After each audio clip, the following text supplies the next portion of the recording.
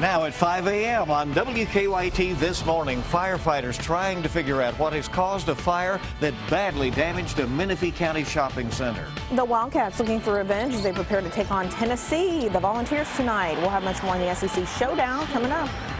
And during halftime of tonight's game, a team of Lexington firefighters will show support for a fellow firefighter who is fighting for his life.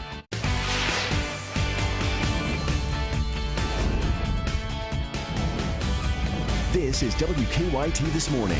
Good morning. Welcome into you. I'm Rebecca Smith. And I'm Bill Bryant. It sure is good to have you with us on this Thursday as we get this Kentucky morning off and rolling. And we sort of start heading toward the weekend. And it looks pretty good. It does look pretty good. And Mike, it's one of those mornings where you don't really have to worry about, layering on too many outfits. Absolutely, because all we're doing is sitting around 32 degrees. And that's not that cold considering where we have been the past several days. I will tell you this, though. If you look up toward Frankfort, go up toward Lawrenceburg, work your way into, say, Peaks Mill, and then up toward Williamstown, that's an area back down 64 and Bluegrass Parkway. That's an area where the clouds have disappeared. So now you're looking at clear skies, and that's why you see 23 in Frankfort and 32 there in Lexington. Almost a 10-degree swing. Just about, 45 minutes away, 30, 45 minutes. So this is going to be one of those mornings that if you're under the clouds, doesn't feel all that bad. But if you're not, you're talking about very cold conditions. 45 by the afternoon, though. Really nice day in store. And that's our focus of the forecast. How many days consecutively can we have at or above average? I'm going to have that in your forecast coming up. Okay, thank you. Let's get to the news. Firefighters are investigating after a late-night fire tore right through a Menifee County shopping center. Crews say it started around 7 last night at the Trademark Shopping Center on Main Street in Frenchburg. No one was injured, but firefighters say the fire caused significant damage. WKYT's Mark Barber is at our live desk with more. Good morning, Rebecca. The large fire that burned for hours last night is no longer a concern this morning. Firefighters have cleared the scene, turning their focus to their investigation. They're now trying to figure out how the fire started. It took firefighters from 3 counties to get this fire under control. You can see why the extra hands were needed when you take a look at the flames there shooting through the roof of the Trademark there on Main Street in Frenchburg. Something set off the fire in the shopping center around 7 last night. People were in that convenience store when the building started burning, but fortunately everyone escaped before the roof collapsed. Crews worked for hours to save as much as possible. This morning, one business that does not appear to be damaged is the laundromat. However, we're told the Trademark is a total loss. Now, while the scene has since been cleared, the work is far from over as firefighters now start trying to figure out what sparked this devastating fire. From the live desk, Mark Barber, WKYT. All right, Mark, thank you. The recent salmonella outbreak in Estill County has community members there wanting some answers this morning. It has caused dozens of people to become sick in recent weeks, and now many are becoming frustrated with the county's health officials wanting to know the source of the outbreak. Judge Executive Wallace Taylor says that they are still working to find answers, and the investigation is difficult. While health officials are asking for the public's patience, Judge Taylor says blaming people or businesses is not helpful to the investigation. The blame game goes to nobody.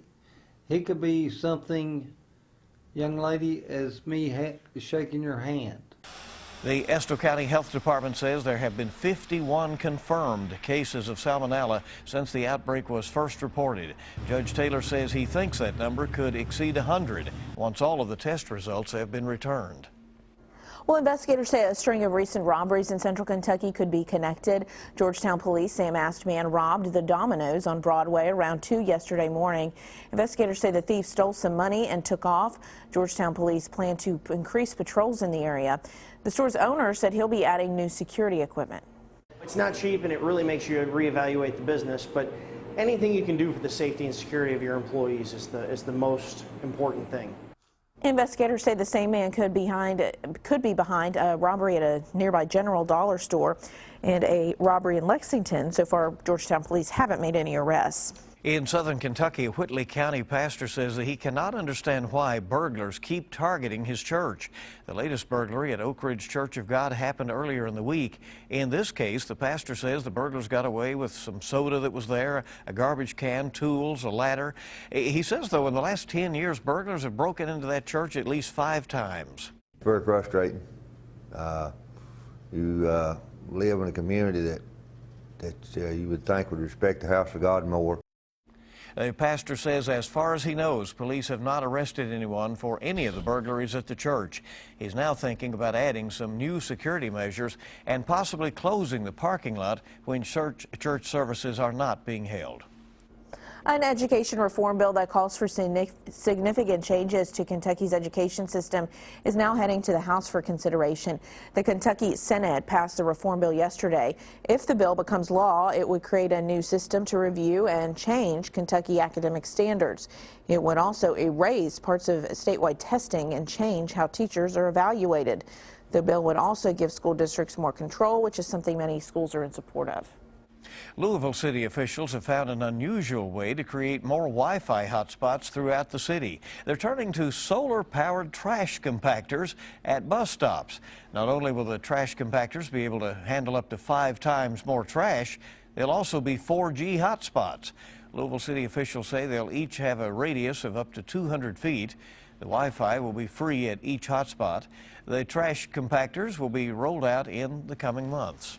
Well, that's interesting, and it sounds like it has a far enough reach that you can get away from the garbage. So okay. There you go. The smelly garbage, right? Right? The Wildcats will look to keep their momentum as they host the Tennessee Volunteers at Rupp Arena later tonight. It's a big game since suffering that ugly loss in Knoxville earlier this month. Coach John Calipari's bunch has gone on a 3-game winning streak. Most recently, the Cats are coming off that statement win at South Carolina over the weekend. In a game that saw Coach Cal be ejected within minutes of the opening tip-off, UK led early and won it big. The Cats will now be looking for payback earlier this evening against the Vols. Tip-off is set for 7 o'clock. The game will be aired on ESPN. We'll have much more on tonight's game coming up in just a few minutes in sports. And Lexington firefighters are now rallying behind one of their fellow firefighters who is currently battling cancer. Firefighter Matt Logsden was diagnosed last month. Logsden is now being treated in Chicago, but his fellow firefighters have teamed up here locally with the UK Athletics for a special honor during tonight's halftime against Tennessee. WKYT's Michelle Chamberlain is joining us from Rupp Arena with more on what fans can expect. Yeah, if you're going to tonight's game here at Rupp Arena, you'll be in for a unique game, but it won't be from the Wildcats. At halftime, there will be another team on the court, a team of firefighters. UK Athletics asked Lexington firefighters if they'd like to have a 5-on-5 game during halftime on the court to show support for firefighter Matt Logsden. Just last month, Logsden was diagnosed with stage 4 cancer in his liver, lungs, spine, and skull. The 42-year-old is currently in Chicago with his wife trying to decide on the best form of treatment. Logsden is a 10-year veteran with 3 young children. He hasn't worked since learning about his cancer. Firefighters hope tonight's game raises awareness for what Matt is going through. Since the news of Matt's cancer, the Lexington Firefighters Union has been supporting a bill that would provide line-of-duty death benefits for firefighters who die of cancers that may be caused by firefighting. Now, the Cats play Tennessee tonight at 7 o'clock. The firefighters play at halftime. There will even be a special jersey on the court tonight with the hashtag Team Logsden. Live in Lexington, Michelle Chamberlain, WKYT. All right, a great way to stand behind their co-workers. Yeah, certainly. touching tribute. Time this morning is 5:08. WKYT this morning, just getting started on your Thursday, starting to roll toward that weekend now. Well, police in Wisconsin recovered some stolen items from 2 thieves during a traffic stop last week. See what made it an unusual bust ahead. And 2015 was a record year for America's national parks, the park that people most visited. When WKYT This Morning returns. Some places pretty cold this morning, some places not all that bad. All depends on the cloud cover, but let me tell you this. By the afternoon, very mild day in store. I'll have that and even warmer temperatures for your weekend coming up.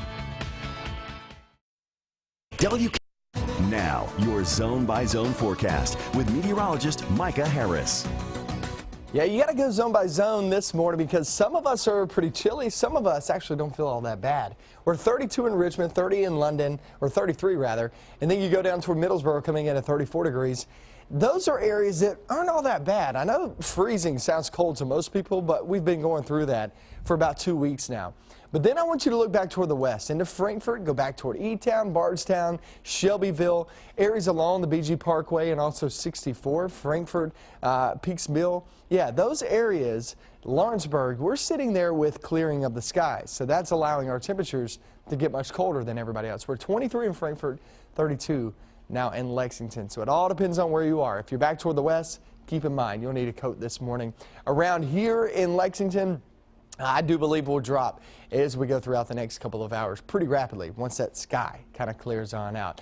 Let's talk about the playground forecast. Teachers, you've been wanting to get your kids out the past several days, haven't been able to for about 2 weeks now.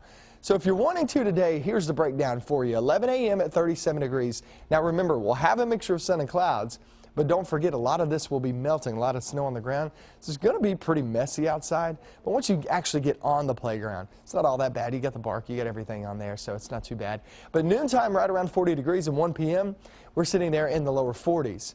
1 p.m. I would lean toward for you guys. It actually will feel quite nice, especially if you got that sunshine beaming down on you.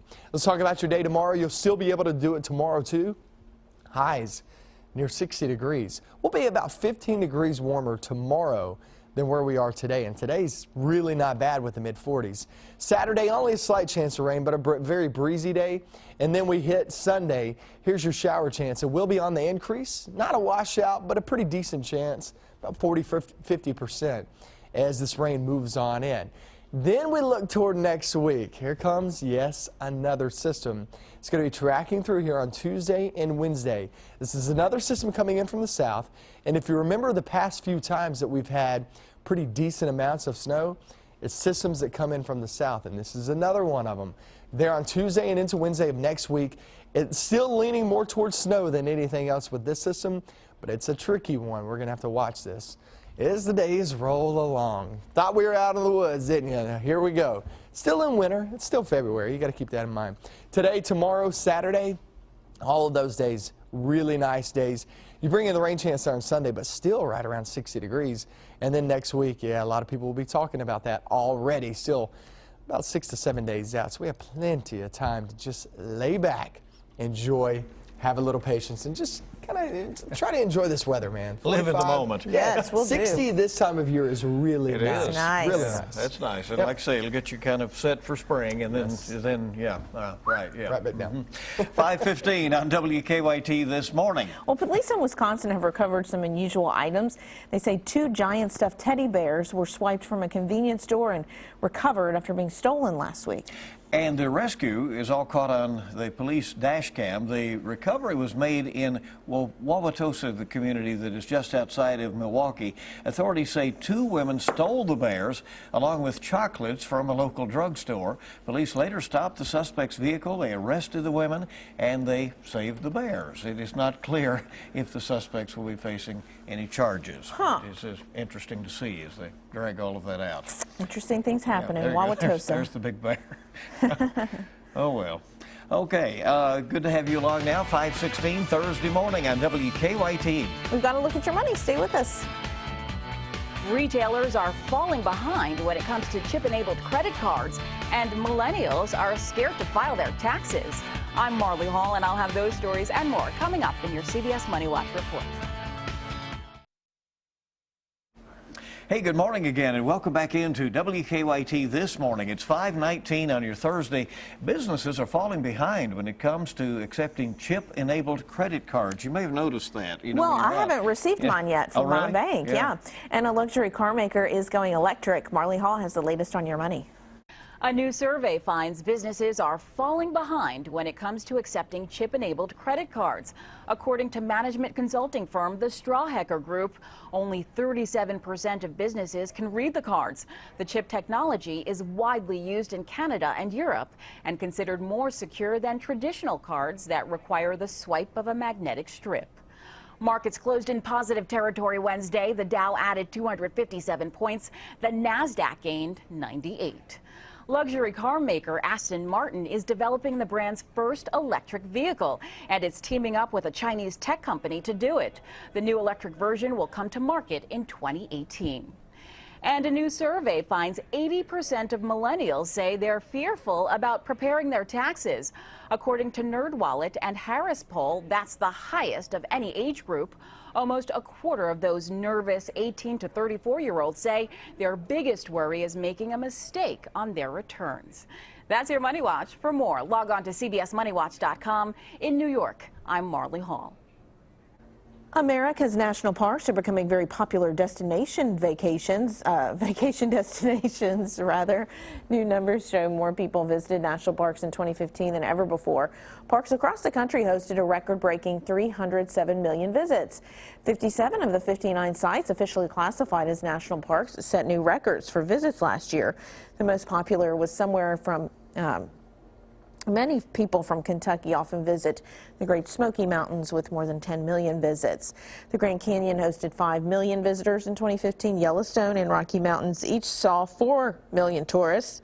In August, the National Park Service will celebrate its 100th anniversary. So a lot of good places to enjoy, Bill, in this country. Absolutely, I just want right. to sing a little song. and notably, one of those very close by down there in Tennessee. Gatlinburg. Yeah, Yep. There you go. All right, the time this morning is 5:21. Good to have you along. We have a lot more news coming up on your Thursday. And sports is up next. It is game day later tonight. It's the Tennessee Volunteers and your Kentucky Wildcats. We've got a preview for you. Also, 4-star Lafayette offensive lineman Jed Wills being pursued by nearly half the country. More scholarship offers rolling in. I've got the details next. Kind of depends on where you are this morning. We're at 23 there in Frankfort, and that goes for Lawrenceburg and back towards Shelbyville, Simpsonville. Back toward the west is much colder than everybody else, just due to the fact we have the clouds starting to disappear in that region. But cloudy skies for the most part, much nicer as we get into the afternoon at 45 degrees, and we get around 60 after today goes into Friday and into your weekend. So good looking weather ahead. Let's check out sports, see what's going on.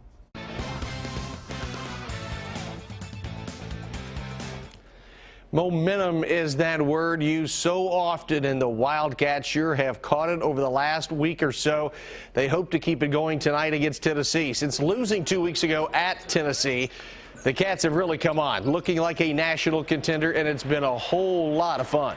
Well, I mean, like I said, I had fun at the beginning of the year, but I mean, these past couple games, I think we've just been clicking at top notch, and we've just been carrying the momentum game to game. Just staying at it. Perseverance. We don't get too high off a win, and we don't get too down off a loss. So we just stay steady and continue to get better. Never before had Isaiah Briscoe had a coach thrown out as early as John Calipari Saturday, along with Jamal Murray. They tried to help hold him back a week ago. I wasn't expecting that. I'm sure the team wasn't expecting that. I didn't hear Coach Cal say anything to the ref, but I mean, the ref did what he had to do, and before Coach left, we told him, Coach, we got this. Don't worry about it. Well, they had it all right. UK beating Carolina by 27. The Cats will still not have Alex Poythress tonight. Calipari saying yesterday Alex was able to do some stuff on the court, but he's just not ready to play as he recovers from a knee injury. So it's the Cats and the Vols. Big Blue against Big Orange tonight in Rupp Arena. Tip-off 7 o'clock on ESPN. Now to football. Lafayette 4-star offensive lineman and senior to be Jed Wills, thought to be Mark Stoops' top recruiting target of the class of 2017. He's getting a lot of offers. Yesterday, more coming in. It was Penn State a day after Michigan offered. The 6'5", 310-pounder is considered the 36th overall best prospect by 24/7 Sports in the 2017 class. Wills has offers from the likes of Kentucky, Alabama, Auburn, Florida, Miami, LSU, Ohio State, Notre Dame, and half of America. That is a look at sports. Have a great day.